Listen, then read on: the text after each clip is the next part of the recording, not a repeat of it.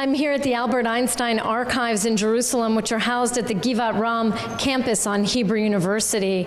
The German-Jewish physicist who overturned centuries of science with his theory of relativity left all of his scientific papers and personal documents to the university. He helped found this academic institution back in the 1920s. Now, scholars have been coming here for years, but soon people around the world will have the chance to explore the rich content of Einstein's life. The Israeli government has just announced plans to build an Einstein Museum nearby.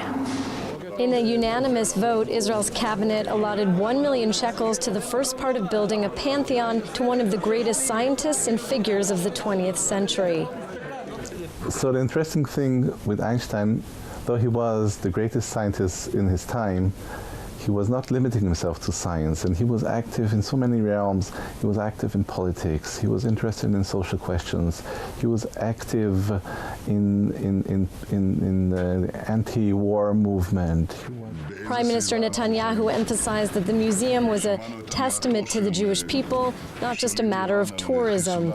He said it will, quote, grant recognition to the sparks of genius that were hidden in our people and which broke through with Einstein. In his will, Einstein prohibited Hebrew University from making any public statues of him, but the architectural design of the museum will cleverly get around that. It will reportedly be designed in the shape of Einstein's head.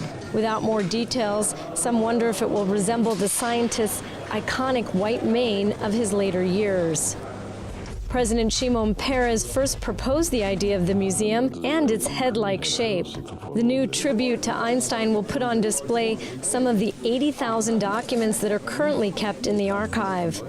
Einstein's original handwritten manuscript of his theory of relativity will be the centerpiece.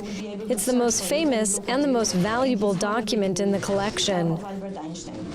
His 1921 Nobel Prize in Physics and the notebooks where he scribbled his groundbreaking scientific theories are also likely to go on display.